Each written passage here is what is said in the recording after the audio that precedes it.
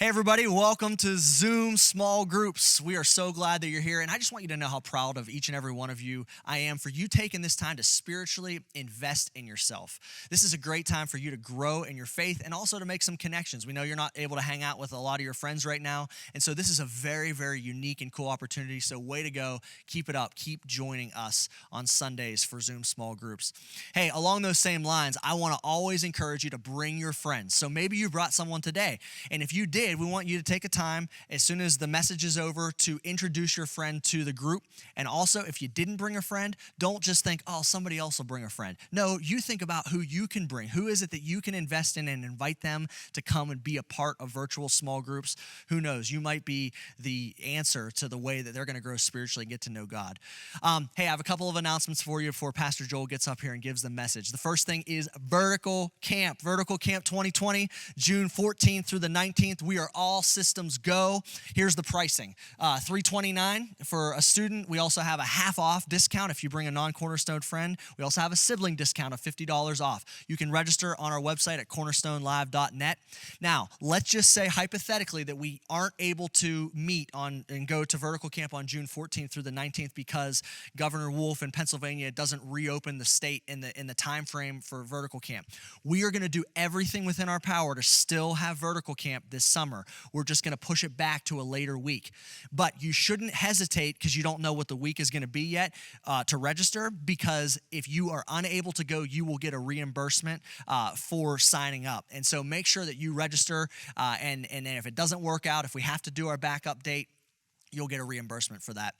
Hey, next weekend, we have something really, really cool. All church. We are going to be doing another drive-in church, just like we did for Easter weekend. If you were here for Easter, you know how exciting that was. It was just such a cool opportunity to meet in our church parking lot at Cornerstone and sing a couple songs together and worship God, and then hear a really cool message from Pastor Don. We're going to do the same thing. We're doing it next Sunday for Mother's Day, and so make sure that you come and are a part of it, doing two different service times, 9 and 11. Please make it a really special day for your mom and kick it off with coming to church at Cornerstone for our drive-in service. Along those same lines, because we are having a drive-in service at 9 and 11, we are not going to be having virtual small groups next Sunday at 11 a.m. So, because we want you to focus on spending time with your parents and especially your mom, and really making her feel special, and we want you to come to that drive-in service. So that's it for our announcements. Welcome to part 3 of Confidence in Chaos. Check out this video and then listen carefully to Pastor Joel and have a great small group discussion.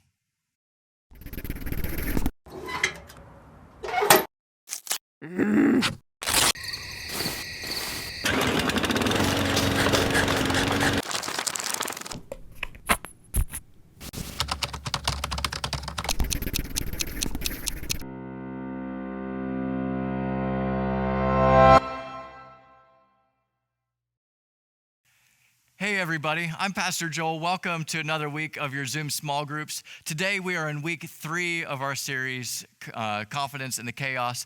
And I wanted to ask you, if you're like me, maybe you love marketing, you love commercials. I absolutely love a great, clever commercial. And one of my favorite commercials that's out there is this AT&T commercial where the doctor walks in. You can tell he's not that great of a doctor. Maybe you've seen this one right here. And he walks in, he said, as he's walking in, he yells down the hallway. He says, "Guess who just got reinstated?" Well, not officially. "Hey, you nervous?" "Yeah, me too." "All right, well, I'll see you in there."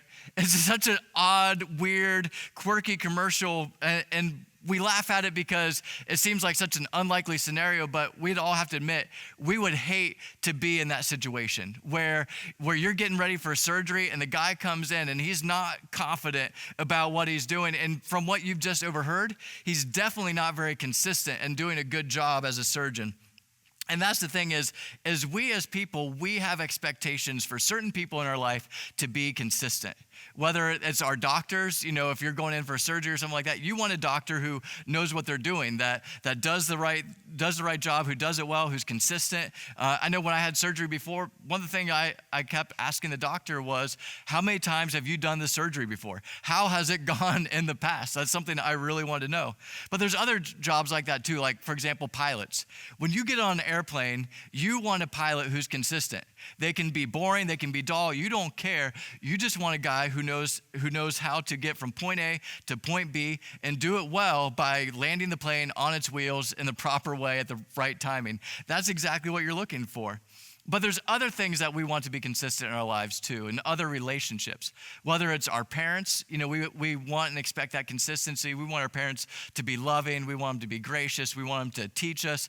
We want them to hold us accountable sometimes. We want somebody that's there for us, that nourishes us and pushes us forward.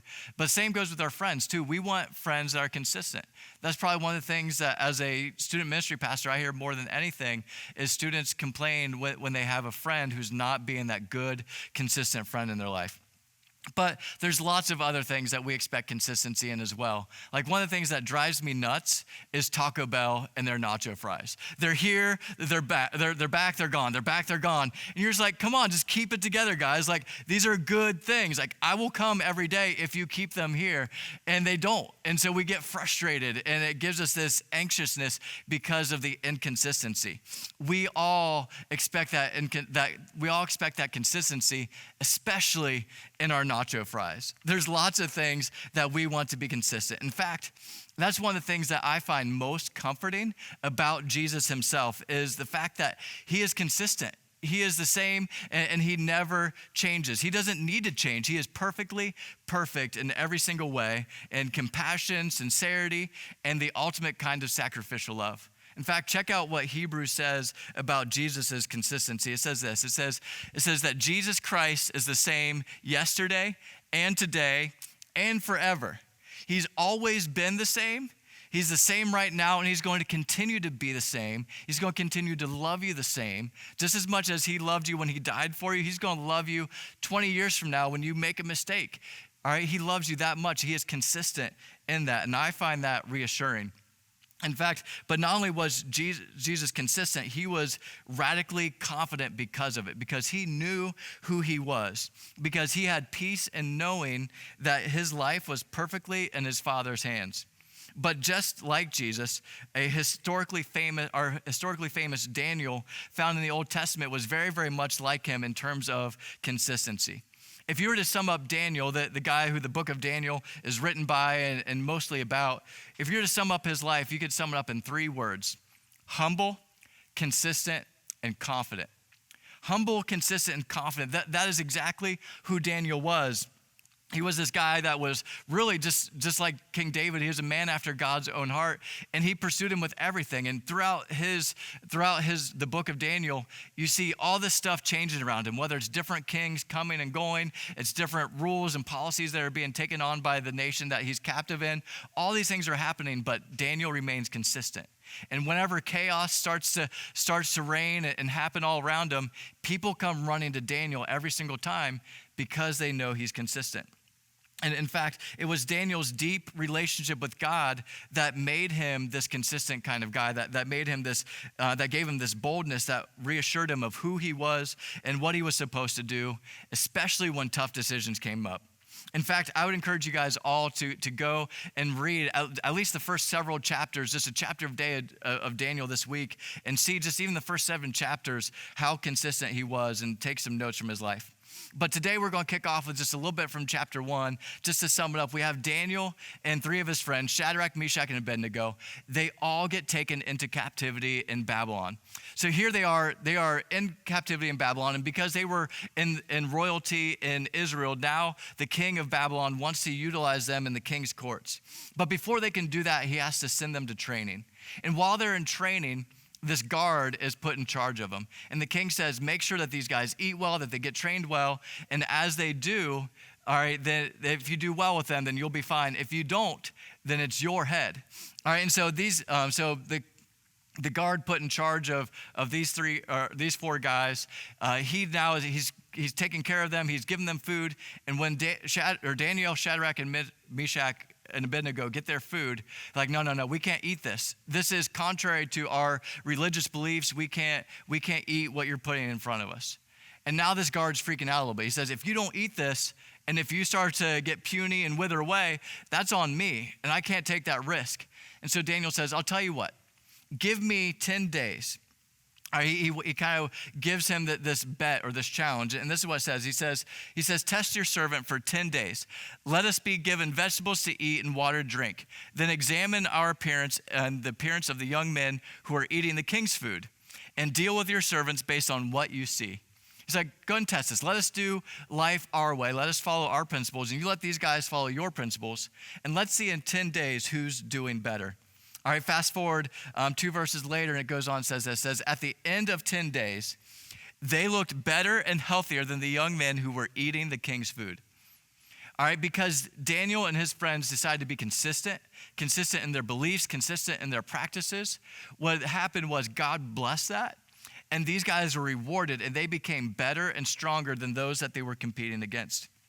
It even goes on to say a couple verses later that God gave these 4 men, it says God gave these 4 men knowledge and understanding in every kind of literature and wisdom. These guys aren't just growing physically, they're growing mentally as well. God is expanding their minds, he's expanding their capabilities in every single regard. It goes and says Daniel also understood visions and dreams of every kind. It says then the king interviewed them. So now these guys get marched before the king, and he interviews them. It says, among all of them, no one was found equal to Daniel. And then it gives their Israelite names, Hananiah, Mishael, and Azariah, which is Shadrach, Meshach, and Abednego. He says, so they began to serve in the king's court. And every matter of wisdom and understanding that the king consulted them about, he found them to be 10 times better than all the diviner priests and mediums that were in his entire kingdom. It says that Daniel and his friends were 10 times better than anybody else that they were compared to because they were consistently following God's principles for their life.